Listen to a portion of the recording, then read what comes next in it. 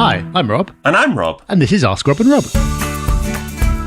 Hey everyone, it's Ask Rob and Rob, the show where you give us your wonderful questions and we do our very best to answer them. But before we do, if you've got a question that falls into our area of competency, which is normally property, maybe a bit of business, chess, but no one's asked a question on chess yet. If you do have a question on any of our areas of expertise, then we can direct you to the following place, Rob. Yeah, I mean, come on, how much do you want to be handheld through this? All you've got to do is go to propertyhub.net/ask. It's easy. You can leave us a voicemail, you can record a message from your laptop, or you can even send us a written question for the Sunday Times. And someone who's found his way to that link this week is Paul. Hi, Rob and Rob. This is Paul from Bromley. I'm a long-standing listener to the show and I greatly enjoy your show. Thank you very much for everything you do. My question is as follows. I currently have 3 buy-to-let properties, all one-beds in central Manchester, thanks to your influence, and I'm looking to increase that to about 10 properties over the next few years. My current properties, each of them is in a separate SPV, and my question is, do I add the new properties to a separate SPV each, or do I add them all within an existing SPV? The dilemma as I see it is that if a lot of what I do is off-plan purchasing, and if I add the new properties each to a separate SPV, I have some risk isolation. So, for instance, if I couldn't complete in a couple of years when the off-plan's ready, my understanding is that if it was in its own SPV, that all I'd stand to lose is my deposit. Whereas if I had several properties in the SPV making the purchase, that the developer could also come after some of the other properties. On the other hand, as I see it, the benefit of having several properties within a single SPV is that one can allow the profits to accumulate and then can purchase a new property directly from within the SPV without the tax implications of withdrawing the money first, and I'm a higher tax rate payer.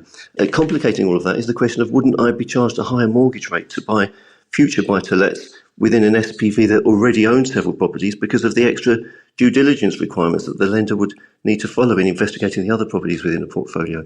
So I'd be very grateful for your help if you could answer that for me, and thanks again for everything you do. Paul, thank you for your question. I think this broadly comes down to risk and how much you want to control it, because not tax advice or legal advice, because I believe that you're right. By isolating each property within its own company, each property is its own mini company in effect, that gives you the maximum level of risk reduction.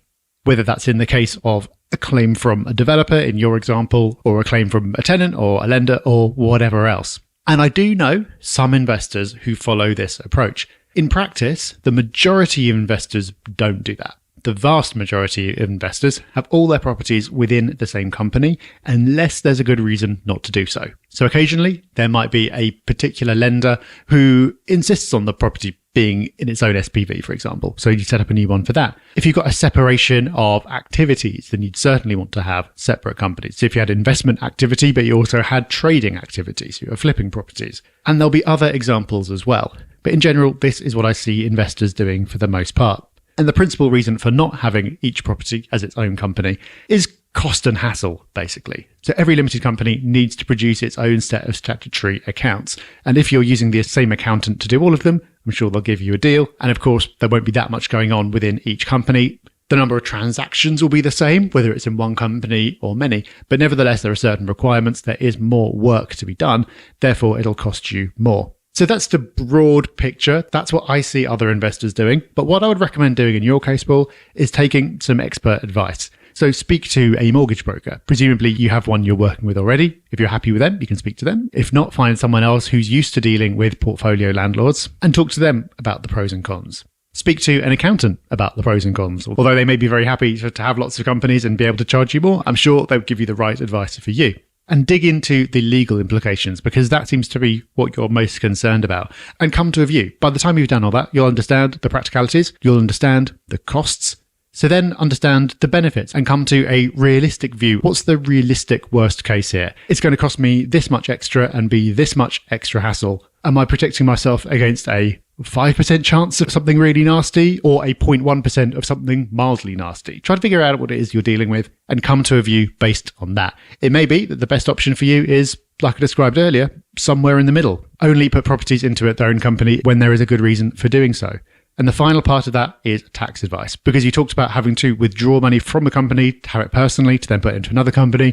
That's not something you necessarily need to do. You can loan between companies. There are different ways of structuring your empire with a main holding company or not. So take advice on the tax side of things as well. I know that all sounds like a lot of work, and it is, but if you're planning to get up to 10 properties, which is a meaningful scale, then that's got to be an exercise worth going through. So Paul, thank you for your question and good luck. Thanks, Paul. Next up, we have a question in from Lee. Hi, Rob and Rob. Thank you very much for your show and all that you do for us listeners. I have a question as just a sort of individual homeowner. I'm coming up to time to remortgage, coming up to the end of a 2-year fixed rate mortgage.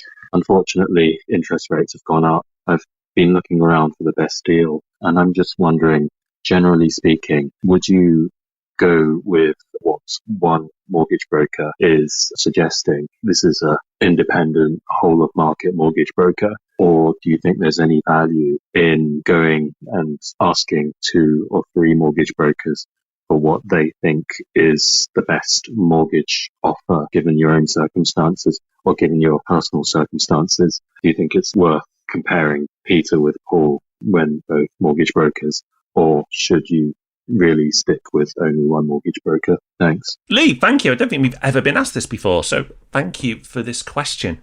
The answer will depend on how well you know this mortgage broker, how much trust they've built up with you through their track record. So if you've never worked with this mortgage broker before and something in your gut says it's not quite right, and that sounds like it's the case, the fact you're even answering this question, I would go and speak to another broker, take some advice.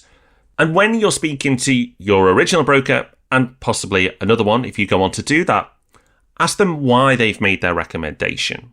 So don't just take the recommendation, but get them to explain why they've recommended what they've recommended.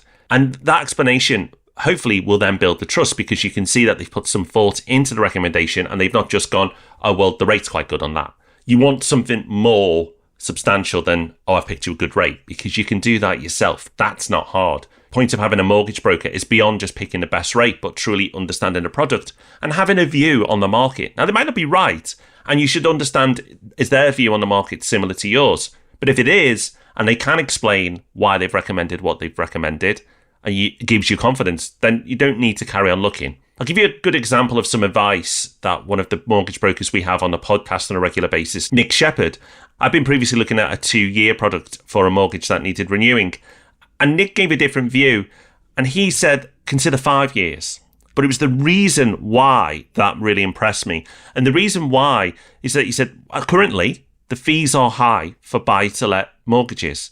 So if you are going to be doing a mortgage now, you pay all those fees, and then in 2 years you're doing it again, even if the rates drop, you might not be better off because of all the fees you're paying. He then pointed out that he personally would do better if I took a 2-year fix, or any of his clients took a 2-year fix, because he would be writing up more mortgages on a regular basis. But even though it's not in his interests to recommend a 5, because he'll do less business with anybody he's working with, it's the best product for his investors at the moment, in his opinion. Now, all that thought behind that answer really impressed me, and that's what you're looking for from any mortgage broker. That's a prime example of not just giving an answer, but the thought behind an answer, and that is when you know you've got yourself a good mortgage broker. Good luck. Well, 2 more questions answered, and we'll be back to do it all again next Tuesday. But before then, we will see you on Thursday for the Property Podcast. Have a great week till then. Bye-bye. Bye-bye.